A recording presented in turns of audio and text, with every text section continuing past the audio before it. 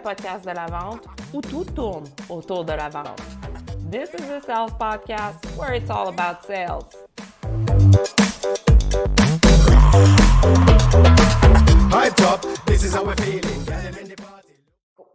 Aujourd'hui, on jase de vente avec Nadine Haddad de chez Empreinte Marketing.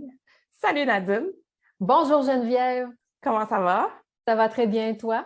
Ça va super bien. Merci d'être ici avec moi. On jase de vente, de marketing et ça m'amène à ma première question pour toi, Nadine. C'est quoi ton lien avec la vente? Hey, c'est une bonne question. Écoute, premièrement, merci beaucoup de l'invitation. C'est mon premier podcast, donc je brise la glace avec toi. Mais que je suis chanceuse. Merci de le faire avec moi. Mais écoute, je me sentais à l'aise, puis je me suis dit, on va se lancer ensemble, puis c'est ce qu'on va faire. Donc, pour répondre à ta question, c'est quoi mon lien avec les ventes? En fait, depuis toujours, je fais du marketing. Et donc, le marketing, je pense que si on revient un petit peu au sens du mot, ça vient de mercantile. Et mercantile, c'est ou mercantique, c'est comment vendre quelque chose. Donc, les stratégies et les outils qu'on met en place pour vendre quelque chose. Et donc, moi, je me suis spécialisée en créant des outils, des opportunités qui font qu'un prospect devienne un client. Donc, qu'est-ce qu'on peut mettre en œuvre, que ce soit une promotion, un site web, un logo, un slogan, une offre, une publicité, name it. Donc, toutes les stratégies qu'on va mettre en place pour montrer un produit, pour décrire un produit, pour que le client qui est prospect, réalise que c'est de ça que j'ai besoin et que ce produit-là, il répond à mes besoins, produit ou service, j'entends ici. Donc, tout ça pour dire que c'est toutes les actions qu'on met en place pour montrer un produit puis faire que le client réalise que c'est de ce produit-là qu'il a besoin. C'est super bien expliqué. Puis si on résume ça vraiment en résumé, le résumé du résumé, là, ouais. Le marketing, c'est la locomotive des ventes. Tout à fait. C'est la locomotive des ventes. Puis la locomotive, elle contient plusieurs petites sections. Et chaque section, c'est un outil qui va faire en sorte que la vente va être conclue. Exactement. Puis c'est super important. Ça va de soi, là. C'est comme les deux doigts de la main. C'est deux départements qui sont hyper importants en entreprise. Ça fait combien de temps que tu es dans le marketing, que tu t'es partie en affaires? Que je me suis partie en affaires, ça fait exactement 1 an. La semaine prochaine, ça va faire 1 an. Donc, je suis très contente, je suis très fière de ce parcours parce que c'est le fruit de plusieurs années en marketing. Moi, ça fait à peu près 20-25 ans que je travaille en marketing et j'ai touché tous les départements de la spécialiste en marketing, de la directrice de marketing, assistante, adjointe au département. Bref, j'ai touché presque à tous les niveaux de marketing pour finalement choisir de vraiment me nicher dans tout ce qui est création d'identité visuelle et rédaction et conception de sites web. En fait, chaque métier a ses pour et ses contre. Puis à un moment donné, j'ai vraiment fait l'exercice de mettre les avantages et les inconvénients du marketing. Puis je trouvais que les avantages étaient vraiment orientés vers la création, donc le côté créatif du marketing. Puis comme je suis quelqu'un qui aime beaucoup écrire aussi, donc je me suis vraiment nichée dans ces deux spécialités-là, qui est logo et site web. Et donc c'est pour ça que je me suis lancée depuis 1 an dans ce domaine-là. Mais tout d'abord, félicitations pour cette première année-là. Merci. Moi, j'ai vu ton travail, j'ai vu ce que tu es capable de faire. Puis quand on parle, on le sent que tu es passionné de la rédaction. Tu le dis toi-même, même, ça doit évoquer quelque chose, ça doit réveiller quelque chose pour que tu puisses rédiger quelque chose à la hauteur de tes clients. Non seulement optimiser SEO puis optimiser pour tout ce qui est le web, mais il faut que ça veuille dire quelque chose. Ça, quand tu m'as dit ça, ça m'avait frappé parce qu'on le sent dans le produit final. On le voit. Tu sais? Puis oui, merci, c'est un beau compliment. Puis ce que mes clients disent souvent, c'est que la façon avec laquelle j'écris, c'est ce qu'eux, ils auraient dit à leurs clients aussi. Donc, c'est la raison pour laquelle aussi que je prends beaucoup de temps avec le client avant. J'essaie de m'imbiber la personnalité de mon client. Je prends énormément de notes quand je parle avec mes clients. Puis quand je m'installe pour rédiger leur site web, je le rédige dans leur langage. Comment eux, ils parlent avec leurs clients pour que le client de mon client, quand il va sur son site web, il dit « Ah, OK, ça, c'est Geneviève qui me parle. » Oui. Donc, c'est les mots de Geneviève, c'est la façon que Geneviève parle. Oui, je l'optimise en SEO. Oui, je l'optimise en créant des titres et des sous-titres, un peu le volet technique de la rédaction web. Mais quand même, les mots que j'utilise, c'est les mots de mon client, c'est sa personnalité. D'où la raison pour laquelle j'ai appelé ça empreinte marketing, parce que c'est l'ADN du client. Oui. C'est son empreinte à lui dans le monde numérique. Oui, puis c'est pas facile à faire. Ça prend un certain don pour pouvoir connaître assez ton client pour dire, là, je vais utiliser sa voix. Et je vais faire comme si j'étais lui ou elle le temps de cette rédaction-là. Puis on le voit, comme j'ai dit, on le voit dans ton produit final, on le voit sur tes sites Internet. Puis je pense que ça fait une énorme différence pour tes clients. Puis, si on regarde à un autre niveau, vente, marketing, bien, c'est ce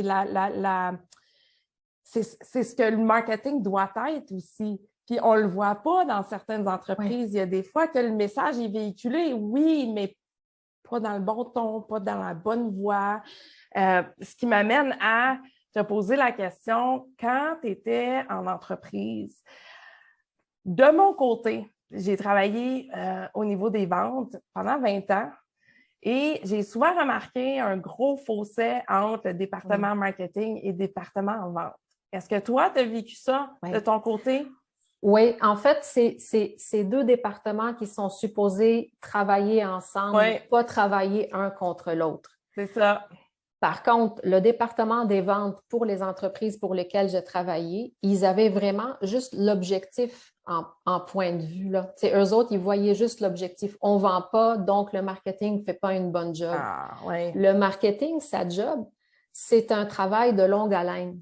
Donc, si moi, je fais, mettons, un événement aujourd'hui, si je participe à un salon professionnel, si je fais une promotion, mais la promotion, c'est temporaire, mais si je participe à des activités, ça ne veut pas dire que toi, tu vas vendre dans une semaine. Non, effectivement. Des fois, le client, il revient, il pose des questions, il assiste à un webinaire, il vient te participer à un salon, il fait ses recherches, puis à un moment donné, avec des efforts constants, c'est là où le client va dire « OK, c'est avec eux que je vais faire affaire ».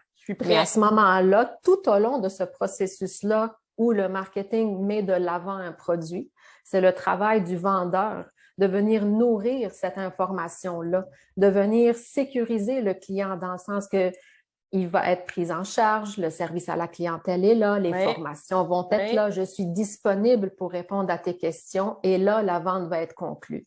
Donc, le marketing, c'est comme phase 1 et les ventes, ils prennent tout ce que le marketing fait, puis ils font le closing jusqu'à la phase finale.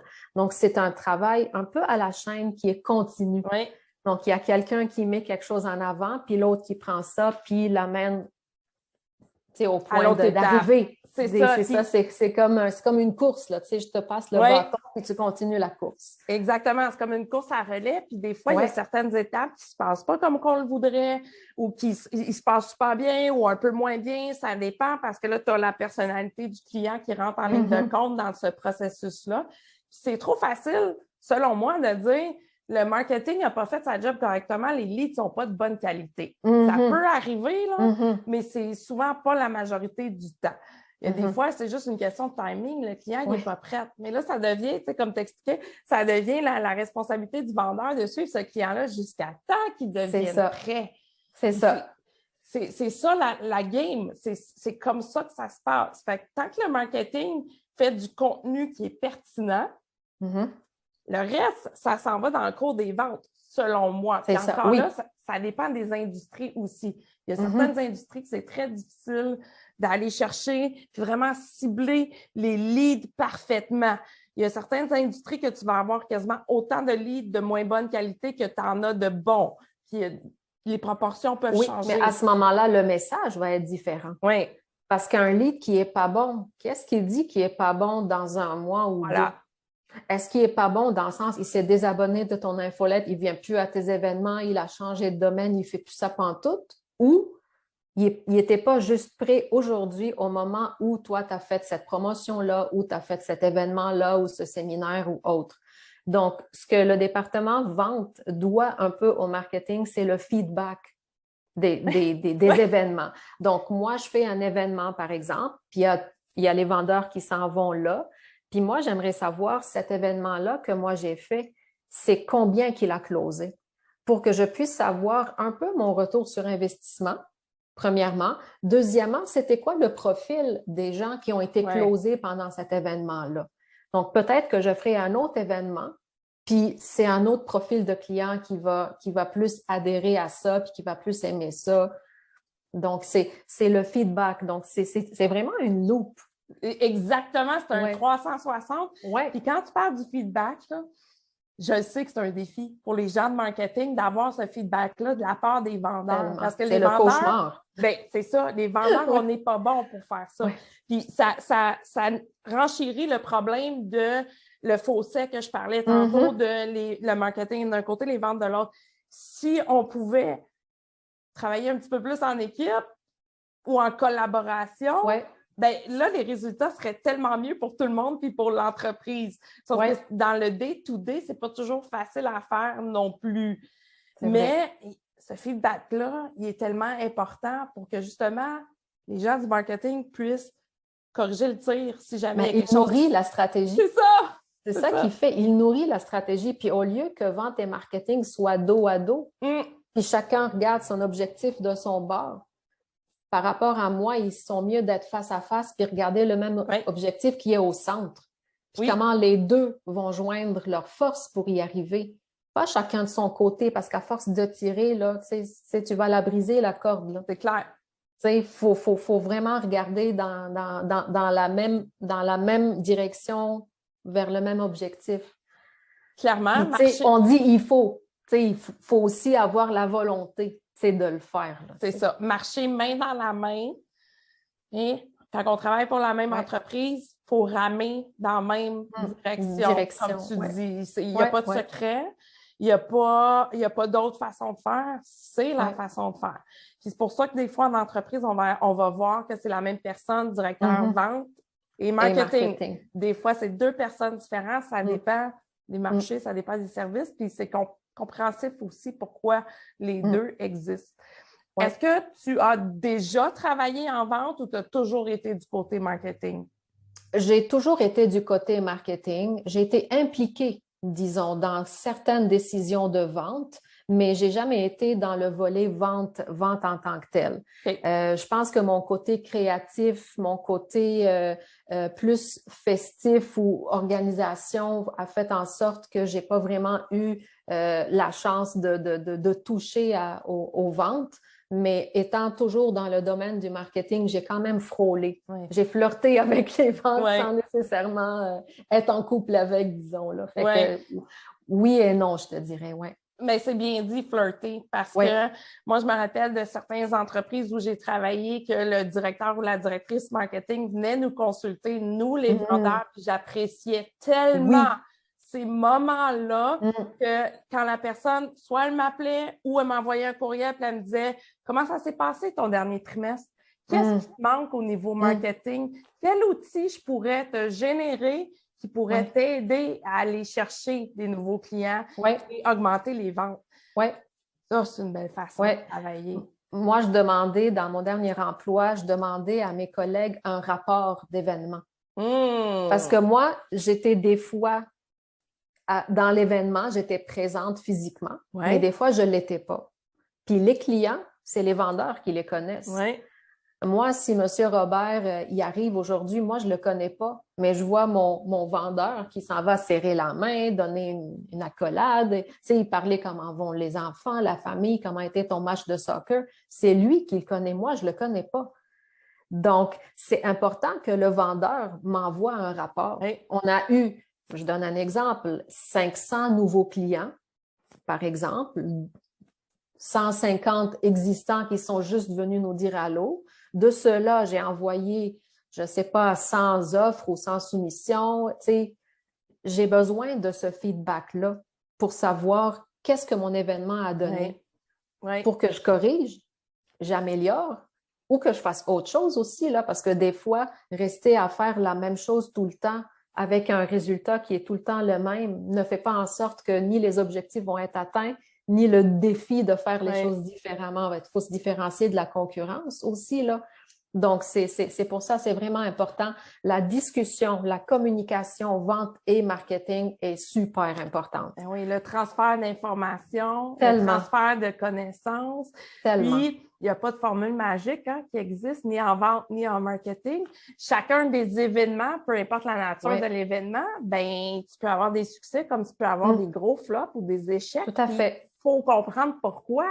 Des fois, c'est pas de la faute du marketing. Des fois, c'est en dehors de ce contexte-là. C'est circonstanciel. Il est arrivé X affaires qui a fait que les résultats, ils ont carrément planté pour cet événement-là en particulier. Puis, ça prend une certaine distance. Ça prend une bonne dose d'humilité aussi pour pouvoir analyser ça. Tout à fait. Puis, c'est pas toujours facile à aller chercher auprès des vendeurs. Quand on regarde certaines personnalités de vendeurs, il y en a des fois qui sont flamboyants puis que c'est jamais de leur faute, mais c'est de la faute du marketing. Et je pense que c'est une guerre qui va, je vais le calculer de guerre, là, qui va durer quand même un certain moment parce que ça prend deux types de personnalités différentes aussi, travailler en marketing puis travailler en vente. C'est vrai, d'où la raison pour laquelle je ne comprends pas nécessairement les entreprises qui ont un directeur vente et marketing. Ça prend deux façons de penser qui sont différentes. Ça prend deux cerveaux. Fait qu'un cerveau qui fait les ventes et les marketing, pour moi, ça se contredit un peu, là. Il y a un cerveau oui, il est analytique parce que nous, les gens de marketing, on se fie beaucoup sur les statistiques, les analyses, etc. Puis le vendeur, il se fie beaucoup sur son PR avec son client, sur sa relation avec son client, sur l'objectif de vente annuel ou mensuel. Donc, lui, il a son objectif, puis moi, je m'assure à trouver les façons, les moyens, les événements pour l'aider à atteindre son objectif. Tandis qu'un directeur vente et marketing, je ne sais pas dans quelle direction il va regarder. Oui, tu as raison. Je suis d'accord avec ce que tu dis. C'est deux façons de penser qui sont littéralement opposées parfois. Opposées. Le vendeur, il est vraiment dans le day-to-day, dans la relation avec le client. Pas que le marketing ne l'est pas, mais il l'est à un autre niveau. Il l'est d'une façon différente. Fait que ça se pourrait que quelqu'un a ça en dedans de lui, les deux côtés en dedans de lui, mais c'est plutôt rare. C'est plutôt rare, oui. Si je me permets un petit exemple un peu ludique, là, dans le temps, quand je travaillais aussi pour une entreprise, j'étais chargée aussi de faire des événements de team building. Puis l'événement de team building, c'était entre le département marketing et le département des ventes. Oh wow! Donc, ce qu'on a fait, on a été dans un lac, on a loué des canots. Puis, on avait un vendeur, puis une personne du département marketing. Puis, il y avait comme des questions-réponses, puis il y avait des objectifs, puis il y avait des points où il devait y aller pour ramasser des points pour voir qui va arriver à la ligne de fin. Puis la personne qui administrait ce jeu-là, c'était une personne vraiment de team building. Le rapport qu'elle a sorti, c'est que les cerveaux sont pas pareils. Parce que la même question qu'elle posait, la personne de vente, elle réfléchissait à la réponse d'une façon. La personne du marketing réfléchissait d'une autre façon. Puis souvent, avec deux rames, chacun ramait de son bord. Fait que, voyons, le canot, ça avançait pas. Ça fait du surplace. Ça fait du surplace. Tu me racontes ça, puis j'ai vécu quelque chose de similaire dans un exercice de team building ici. J'étais directrice de compte, puis on était en équipe, pas avec des gens de marketing, mais avec des gens du service, des représentants de service. Puis on avait un exercice à faire, follet, puis on était sur un bord d'un lac aussi. Fait que juste avec ce qu'on était capable de trouver sur le bord du lac, donc le sable, l'eau, les branches, les roches, il fallait construire une propriété, puis il fallait la vendre ensuite. OK. Mais la façon de la construire, c'était là le défi, parce qu'il y avait la personne qui dirigeait et qui donnait des directives aux autres, et n'était pas celle qui l'exécutait. OK, ouais. Fait que là, la communication puis la compréhension devenait ultra, ultra important. Fait que nous, on était l'équipe qu'on a décidé de faire une propriété à toit ouvert, comme si c'était un plan. Puis là, après ça, chacun notre tour, il fallait la vendre aux autres équipes. Puis justement, dans les rapports, c'est là que ça a sorti aussi à peu près la même chose que qu'est-ce que tu viens de raconter. Les gens de représentants de service n'ont pas du tout la même personnalité que les gens qui sont aux ventes. Puis ça, c'est connu à travers les tests de psychométrie. Je ne suis pas certaine qu'en marketing, c'est très répandu de faire des tests psychométriques avant de prendre un emploi, là. Non, non, je te dirais que non. Là, tu sais, j'en ai pas eu de test dans aucun de mes emplois. Ouais. Contrairement à moi, par exemple, que à chaque fois que je commençais un nouvel emploi, avant de le commencer, en fait, il y a un test de psychométrie qui est passé, là, puis ça s'est répandu comme pratique auprès des vendeurs, des directeurs de compte et compagnie, là. On veut connaître la personnalité, là, de la personne avant de l'embarquer dans l'équipe. Oui. Ouais. Mais c'est intéressant qu'on a quand même fait 2 exercices qui sont semblables dans 2 vies différentes, là. Mais c'est intéressant, ces exercices-là. Ça fait ressortir la personnalité, ça fait souder une équipe, ça fait est-ce que je tiens mordicus à mon idée ou je vais essayer l'idée de l'autre? C'est ça, exactement. C'est l'entêtement où on travaille ensemble. Est-ce que je veux absolument avoir raison ou je suis capable de t'entendre à toi aussi puis de trouver un juste milieu entre les deux? Parce que c'est ça que je disais tantôt, c'est que on tire chacun de son bord, puis à un moment donné, la corde va briser. C'est ça où c'est pas bon pour l'entreprise, c'est pas bon pour personne. Donc, ces exercices-là font en sorte que la communication est importante aussi. C'est quoi que tu veux? C'est quoi ton objectif? Le mois dernier, est-ce que tu l'as atteint? Oui. Non? OK, mais de combien tu l'as pas atteint? Qu'est-ce que je peux faire de plus pour t'aider à l'atteindre? Fait que quand cette communication n'est pas là, il n'y aura pas d'objectif commun, puis il n'y aura pas de consensus, là. Tu sais, il y aura toujours ce dilemme entre marketing et vente, chose qui ne doit pas avoir lieu, là. Mais ça bloque carrément la croissance d'une entreprise, selon moi, puis des gens qui travaillent dans cette entreprise-là. Moi, ce type d'exercice-là, ça m'a démontré, dans cet emploi-là, ça m'a démontré vers qui j'étais capable de me retourner. Vers qui j'étais capable d'aller chercher de l'appui puis du support aux besoins. Et ça a fait la même chose pour les autres parce que ça m'a permis de découvrir des traits de personnalité que j'avais jamais vus avant auprès de mes collègues. Ça m'a donné des nouvelles amitiés que j'aurais jamais cru possible. Juste à jouer avec des roches puis du sable sur le bord d'un lac. Oui, puis tu sais, c'est là où tu vois le leader, l'exécuteur. Tu sais, la personne qui se laisse influencer puis qui va juste faire les choses sans s'obstiner. Tu sais, fait que là, c'est les traits de personnalité qui ressortent, là. C'est le fun de les voir parce que moi, je participais pas, moi, je regardais, puis c'était vraiment drôle de voir tout ce monde-là, soit se chicaner, soit monter le ton. Il y a les compétitifs qui veulent absolument gagner sur l'autre, puis tu sais, c'était vraiment un bel exercice. C'est vrai que c'est drôle de regarder ça, puis ça crée vraiment une belle chimie, une belle synergie, ou tout le contraire aussi. Ou tout le contraire. Mais regarde, 15 ans plus tard, j'en parle encore. C'est ça. Fait, en exemple ou pas, là, mais tu sais, je veux dire, ça m'a marqué cette expérience-là de voir cette dynamique-là. Fait que j'en parle encore. Donc, ça veut dire que si pour moi, ça a été comme ça, j'ose le croire et l'espérer que pour les autres, ça l'a été aussi. Bien, clairement, clairement. Puis si on retourne vers ton entreprise Empreinte Marketing, ça tente-tu de nous parler un peu de ton processus de vente à toi? Comment tu connectes avec tes clients? Moi, je te connais un petit peu plus personnellement. Je sais que tu es une personne ultra authentique. Fait que j'imagine que dans ton processus de vente, l'authenticité. L'authenticité. Moi, je ne vends pas mes services. Moi, je présente moi en tant qu'entrepreneur.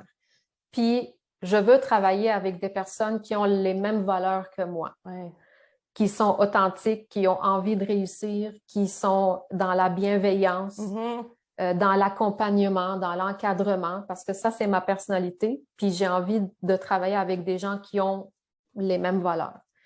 Et donc, mes clients, la raison pour laquelle je parle beaucoup avec mes clients avant de signer quoi que ce soit, c'est que oui, je veux m'imbiber de leur personnalité parce que je vais transmettre leur ADN, ce qu'on avait dit tantôt, mais aussi je veux savoir, est-ce que cette personne-là peut devenir mon amie?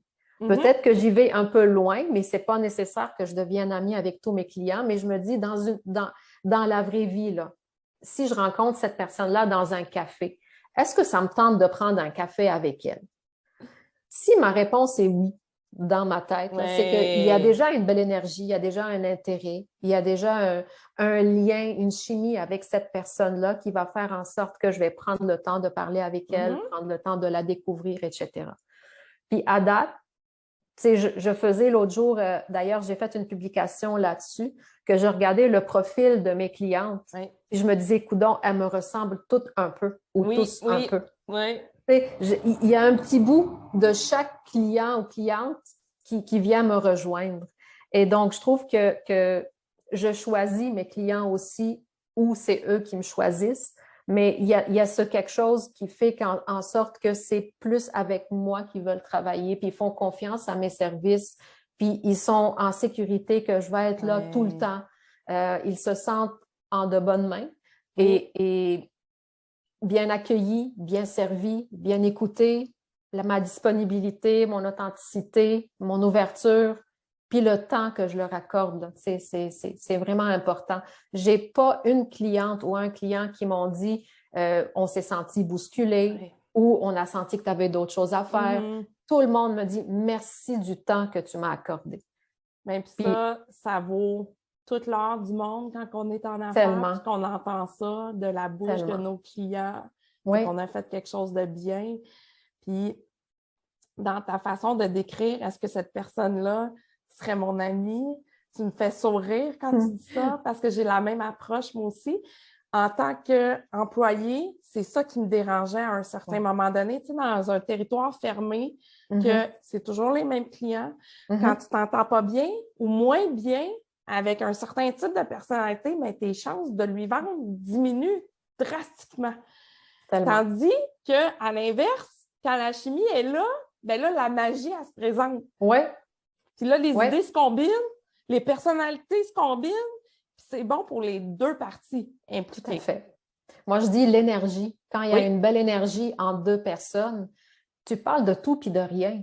Puis c'est fou comment des fois, en posant la question, comment a été ta fin de semaine? Oui. Qu'est-ce que tu as fait de bon en fin de semaine? Ou par exemple, si j'ai parlé avec ma cliente la semaine dernière puis que j'ai su que, je ne sais pas, son fils ou sa fille sont malades, un petit texto en fin de semaine ou Mmh. vendredi, tu sais, j'espère que ton fils va mieux.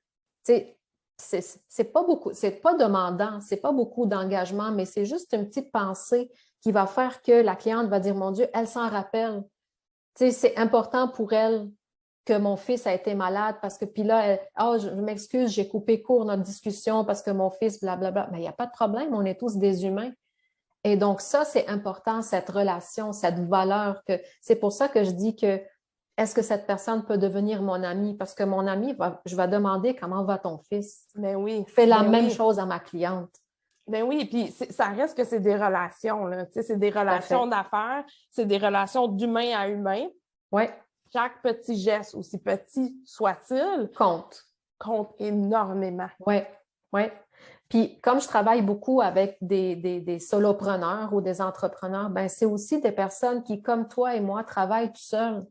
Fait que le fait de sentir qu'il y a quelqu'un quelque Oui. part qui va peut-être faire mon site web, que c'est pas signé encore, mais qui s'intéresse au fait de savoir que, je sais pas, que je fais une sortie ou que je vais voir mes enfants ou mes enfants sont malades ou quoi que ce soit.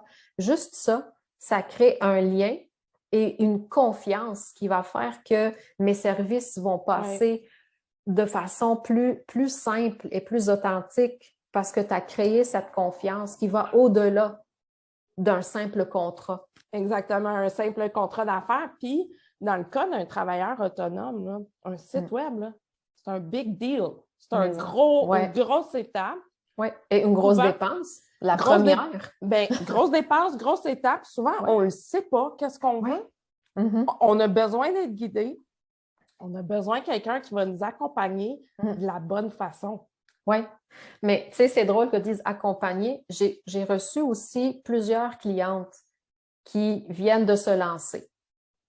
Puis là, elle me dit, je veux faire ça, ça, ça, ça. J'ai en tête de faire ça, ça, ça, ça, ça. Fait que moi, tu sais, je commence à jaser, je commence à poser des questions et tout. Puis finalement, je dis, ben, finalement, c'est pas ça. Ouais, t'as raison. Tu sais, je voyais pas ça comme ça. Tu sais, fait qu'en fait, en discutant avec cette personne-là, j'éclaircis ses idées dans sa tête parce que quand tu es toute seule puis tu penses toute seule, tu vois que ça. Tu vois que ça. Fait que tu vois pas que en bout de ligne, c'est peut-être pas nécessairement ça. Ouais, je dis, mettons que tu vas m'expliquer ce que tu fais en 4 mots. Quels seraient tes mots, par exemple? Là, elle commence à dire les mots, je les écris. On parle de d'autres choses, puis on revient, puis finalement, c'est pas les mêmes mots. Fait qu'il y a un message qui doit être éclairci. Ouais. Il y a une vision, il y a une mission. Donc, avant de faire un site web, avant de créer une image de marque, un logo, quoi que ce soit, ben, le temps que je passe avec les clients, ça aide les deux. Oui, c'est beaucoup de temps, mais ça aide le client à voir plus clair et ça m'aide dans ma rédaction de dire les vraies affaires, d'expliquer vraiment qu'est-ce que ce client-là fait. Puis que ce client, quand il va lire ça, il va dire c'est exactement ça. Oui, puis quand son client va lire, il va comprendre qu'est-ce qu'il fait. Sinon, il ne comprendra pas. Exactement. Puis quand on est tout seul chez nous ou dans notre bureau, on se voit d'une certaine façon. On ne sait pas comment les autres nous perçoivent. Tout à fait. Et toi, tu rentres en ligne de compte à ce niveau-là aussi, de dire, mais regarde, la perception qu'on veut donner, la notoriété que tu as besoin d'aller chercher ou la crédibilité doit être basée sur tel et tel pilier, par exemple. Tout à fait. Ben, j'ai une cliente aussi, oui. Ben, en fait, je pense que c'est rewarding pour moi, là. Ben, c'est vraiment gratifiant pour les deux.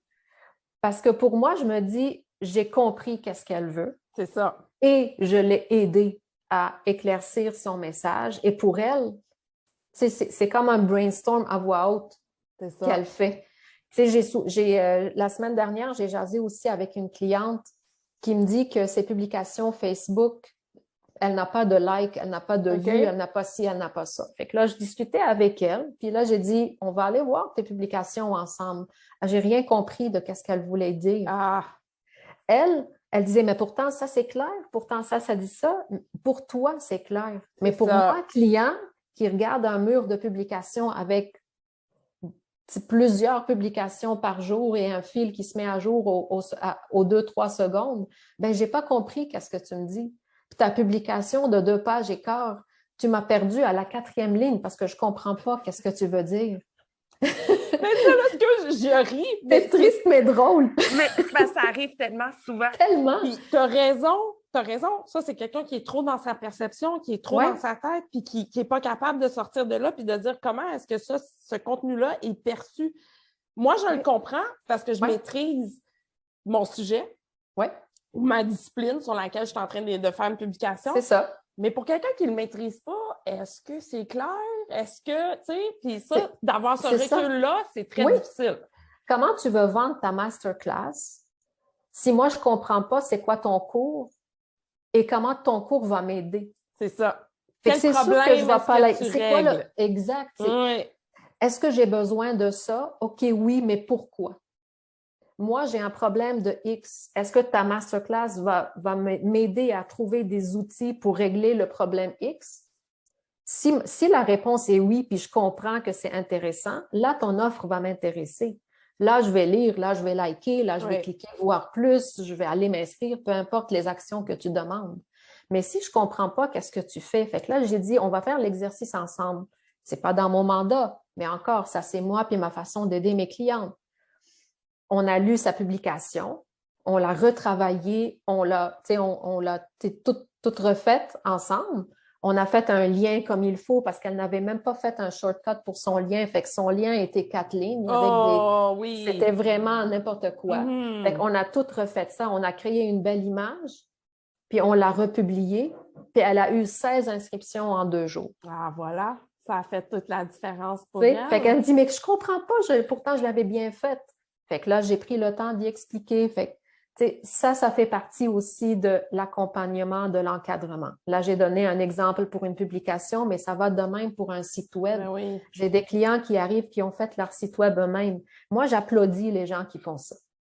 C'est Pour pas vrai, parce que facile. c'est un bel exercice. C'est Mais ça. pour vrai, c'est un bel exercice. Puis là, ils sont en meilleure position de comprendre, toi, ton travail, c'est quoi. Parce que c'est facile de blâmer la personne qui a fait le site web, de dire, ben oui, mais tu l'as mal fait ou tu l'as mal dit. Tandis que quand tu l'as fait toi-même, puis tu as eu à te poser des questions, OK, sur ma page d'accueil, comment je dis ça, comment je présente mes affaires, sur ma page de service, comment je présente ça, bien là, tu as une meilleure idée pourquoi tu payes un expert ou une experte pour le faire à ta place. Oui, puis j'explique le pourquoi. Ouais. Puis honnêtement, c'est jamais mauvais, c'est juste mal fait, mais c'est pas mauvais dans le sens que elle veut vraiment véhiculer son message. Elle veut expliquer ce qu'elle offre comme service ou produit. Puis ça, elle l'a clair dans sa tête. Mais c'est toujours dans sa tête. Fait que souvent, quand je lis les sites web de mes clientes, j'ai l'impression qu'elles se parlent. C'est comme si à elle-même. Elle ne parle pas au client. Donc, elle ne moi, parle pas comme dans client, un langage pour se faire comprendre de quelqu'un qui ne connaît pas ses services ou ce qu'elle offre. Elle parle pour ses collègues de travail qui connaissent déjà ça. Exact. Ouais. En fait, ce que je suggère aux clients, si toi, tu étais un client, puis tu cherches ton propre service, tu ferais quoi? Ouais. Qu'est-ce que tu aurais envie de lire puis de voir sur une page web pour que tu dises, ah, c'est intéressant, je vais lire plus. Ah, c'est intéressant, je vais cliquer pour m'inscrire. Ah, je vais envoyer une demande dans un formulaire. Donc, mets-toi à la place de ton client, puis là, tu vas être capable d'écrire ce que lui, il pense. Puis c'est là où tu vas être capable d'attirer son attention, puis de faire en sorte qu'il va rester, puis qu'il va te faire confiance, puis il va vouloir s'abonner à ton infolettre, participer à ton masterclass, demander du coaching avec toi, etc., selon les domaines. Donc, tu sais, quand tu écris ton site web, moi, ce que je dis, c'est juste bien comme exercice, mais perds pas trop ton temps là-dessus.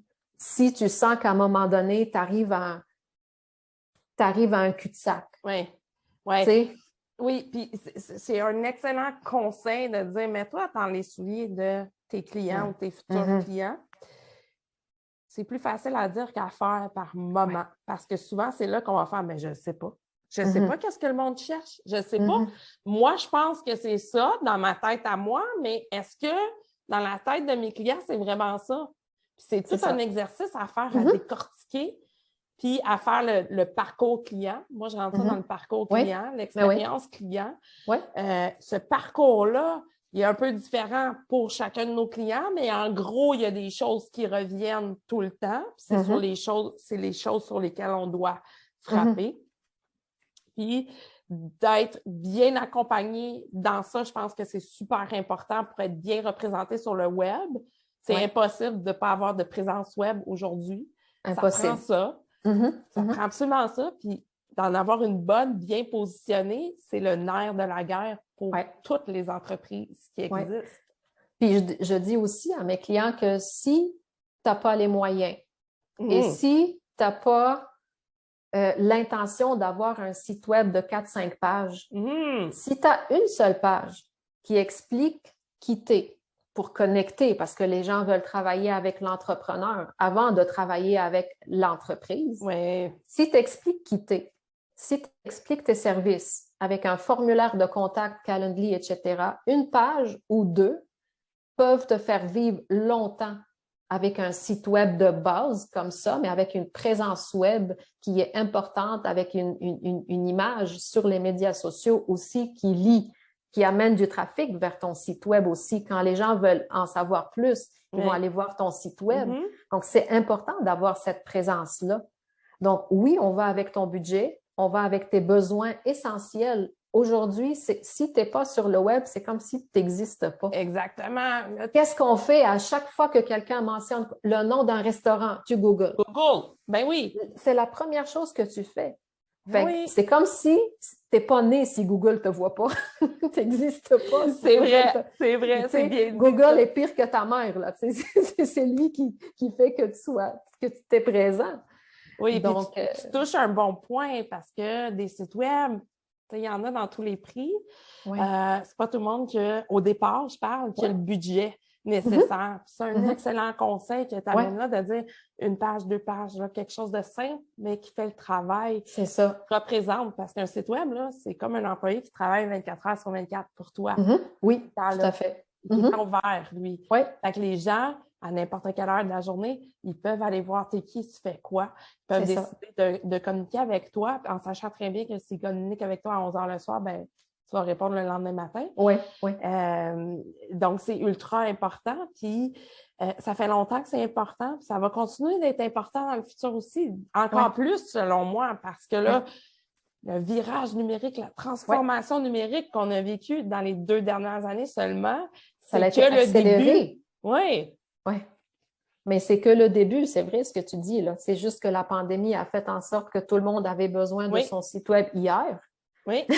mais c'est bien, dans le sens que c'est une belle vague qui va amener vers une 2022 où les gens vont réaliser l'importance de ça. On a beaucoup parlé de vente en ligne autour du Black Friday, que ça fait pas longtemps que c'est là. Fait que toute cette tendance-là va se maintenir. Totalement. On espère que la pandémie ne serait plus là, mais je veux dire que la tendance de tout ce qui est en ligne va se maintenir. Puis aujourd'hui, le site web, c'est comme avoir un magasin pignon sur rue. Oui. Ta bannière est là, que ton magasin soit ouvert ou pas, ta vitrine est là. Elle est là, puis quand tu sais bien t'en servir, là, ça fait des petits miracles par moment parce que tu peux l'utiliser comme un levier. Je pense aux travailleurs autonomes, par exemple, qui n'ont pas de bureau, qui travaillent à la maison ou qui ont des petits bureaux, qui utilisent des espaces de coworking. Ils peuvent très bien démontrer à travers leur site web une notoriété qui serait impossible à atteindre si le web n'existait pas. Tout à fait. Notoriété, personnalité, expertise. Bien sûr, expertise vient avec service. C'est quoi tu offres comme service pour démontrer ton expertise? Donc, ces 4 points-là sont essentiels pour tout entrepreneur qui travaille, comme tu dis, seul, en coworking, etc. C'est comme ça que tu connectes avec les autres. Oui. Quand quelqu'un va mentionner ton nom, les gens vont te trouver sur Google, sur LinkedIn ou autre, Facebook ou peu importe, mais ton site web, c'est la base. Et les médias sociaux vont ramener du trafic vers ton site web. Oui. Donc, lui, c'est vraiment c'est viscéral d'avoir un site web aujourd'hui. C'est important. C'est un des piliers le plus important selon moi. Il n'est pas obligé d'être parfait, mais il faut que tu en ailles un. Il faut qu'il soit là. C'est ça. Puis si on veut quelque chose de parfait, bien, il y a des Nadine qui existent, qu'on peut contacter, qui peuvent nous aider. Tout à fait, qui peuvent vous accompagner, puis on peut travailler avec le budget vers un site web évolutif. Exactement. Ben oui, ça là, tu touches un point. Ils peuvent être faits en phase, les sites web. Oui. Ils peuvent être faits que phase 1, on met 2-3 pages. Phase 2, on rajoute des pages, des sections. C'est pas obligé d'être livré la grosse machine tout d'un coup. Ça peut être fait par intervalle, selon notre budget, selon notre rythme, selon notre évolution d'entreprise. Évolution, parce que des fois aussi, le temps qu'on parle jusqu'au temps où on exécute, il y a des choses qui peuvent changer aussi. Donc, un site web doit être disponible et ouvert et capable de suivre cette évolution. Aujourd'hui, tu offres un service, demain, tu ne l'offres plus. Ben, il faut que ça soit facile à gérer. Oui, puis de toute façon, un site web qui évolue, Google aime ça. Il aime ça, du nouveau contenu. Il aime ça, voir que les sites web ne restent pas statiques. C'est une bonne pratique. C'est le côté humain de Google, moi, je dis, c'est qui aime le changement, qui aime l'évolution, qui aime les nouveautés. Ça, c'est son seul côté humain. C'est ça, exactement. C'est pas juste des robots, il y en a un côté humain, lui aussi. Oui. Nadine, j'ai envie de te poser une question aléatoire. OK. J'ai sorti mon application. OK. J'ai appuyé sur le bouton, puis j'attends la question. Elle est en anglais. OK. Et elle dit, est-ce qu'on peut essayer de ne pas toucher à nos téléphones pour 30 minutes? Fait que, dans le fond, la déconnexion numérique. Oui. Écoute, je l'ai essayé, je l'ai échoué. Ça, c'est pour être très honnête. Je sens que mon téléphone, c'est comme une extension de moi. Ouais. Puis, comme je suis dans le domaine des médias sociaux, du numérique, je suis tout le temps sollicitée à commenter, à liker, à lire, à voir des choses, à cliquer sur un lien tel. Fait que ce qui arrive en ce moment, c'est que les fins de semaine, mon chum confisque mon cellulaire comme un enfant. Pour que... Puis là, je commence à créer des arguments dans le genre, moi, je vais prendre des photos. Fait que lui, ben, je vais te donner le mien pour que tu prennes des photos. Puis, honnêtement, ça marche. C'est la première semaine, j'ai pas trouvé ça drôle, mais après ça marche parce que la déconnexion numérique, autant que je suis dans le numérique du lundi au vendredi, mettons des fois samedi, c'est important aussi de revenir à la base. Oui. Je me le rappelle souvent. Tu sais, des fois, on est cordonnier mal chaussé, dans le sens que je le dis à tout le monde, mais je ne l'applique pas. Mais je pense que c'est important d'essayer au moins de faire une déconnexion de tout ce qui est numérique, tablette, etc. Surtout le téléphone parce qu'il est facile. Il est dans nos poches, il est avec nos écouteurs. Fait que c'est facile de le prendre puis je veux juste checker telle affaire, puis telle affaire t'amène à une autre affaire, puis à une autre affaire. Puis finalement, je veux juste voir ça, tu es rendu à 30 minutes de browsing sur un site X. C'est très vrai ce que tu dis. C'est trop vrai même. Toi aussi, t'es de même? Ben, un peu comme toi, moi aussi, je suis sollicitée. Je participe beaucoup sur les réseaux sociaux. J'aime ça, aller voir ce qui se passe. Moi, je suis une curieuse de nature. Je suis toujours en train d'apprendre sur un nouveau sujet dans ma vie. Des fois, je me prends des sujets au hasard, là, juste pour apprendre. Ça me nourrit d'une certaine façon. Tu sais, j'ai un petit 2 minutes, je vais sortir mon téléphone, puis je vais aller chercher, je vais aller faire une recherche, puis je vais aller regarder. C'est jamais 2 minutes. Effectivement, c'est jamais 2 minutes. Toutefois, quand je vais marcher dehors, j'ai mon téléphone pour écouter de la musique, j'ai mon téléphone avec mon application Runkeeper ou un autre pour garder mon temps et ma distance. Le tracking, la distance parcourue, mais je ne regarde pas mon téléphone, c'est mon moment de déconnexion. Le soir aussi, je vais déconnecter très tôt. Je vais fermer mes appareils très tôt dans la soirée. Je ne suis pas quelqu'un qui va être sur mon cellulaire dans mon lit en train de surfer avant d'aller me coucher. Je ferme ça. Mes sonneries... Je t'applaudis. Mes sonneries, mes notifications sont toujours fermées aussi parce que ça me rend folle. Ça me rend juste folle. Des fois, c'est juste trop. Fait que ça, c'est fermé. Fait que je dois aller voir. Puis des fois, je me mets un certain temps, une certaine limite à telle heure. C'est terminé. Peu importe où je suis rendue. S'il reste des trucs à faire, j'arrête là. C'est fou comment on est rendu esclave de cette bébelle-là que l'humain a créée. Oui. C'est fou. Autant c'est bon, ça nous fait gagner en productivité, en plein de trucs, mais autant il faut faire attention parce qu'on peut en abuser un peu, puis ça crée d'autres choses parce que c'est vraiment facile de se perdre. Une addiction. Puis c'est tellement facile de se perdre sur LinkedIn ou sur Facebook à lire toutes sortes de contenus. Tellement. Puis tu sais, des fois, comme quand mon chum confisque mon cellulaire, puis que je reviens au monde virtuel numérique, puis que je regarde, je dis, j'ai l'impression d'avoir manqué une année de publication. Puis là, ça commence, ça descend, ça roule. Mais mon Dieu, j'ai pas vu ça, j'ai pas vu ça, j'ai pas vu ça. Puis là, je me dis, mon Dieu, c'est comme si, tu sais, je sais pas, c'est comme si j'ai manqué 1 an. Oui. C'est fou. Ça va vite. C'est juste une journée, mettons, ou 2, là, mais tu as l'impression que ta vie a passé dans 1 jour ou 2, puis tu t'en es même pas rendu compte. Mais c'est drôle que ton chum fasse ça. C'est bon. C'est très bon. Ben oui, il veut ton bien. C'est vrai ce que tu dis. On décroche, puis on revient, puis on se dit, mon Dieu, j'en ai donc bien manqué des affaires. Mais c'est comme ça. Il faut l'accepter. Puis c'est pas la fin du monde. Non, c'est ça. Il faut se le rappeler, par exemple. Exactement. C'est un reminder. Oui. Nadine, je te remercie. Tu es venue jaser avec moi aujourd'hui. Merci, Geneviève. C'est déjà fini? C'est déjà fini. Mais je vais te réinviter si tu veux. Oui. Ben oui, certainement. Ça, c'est sûr, je vais te réinviter.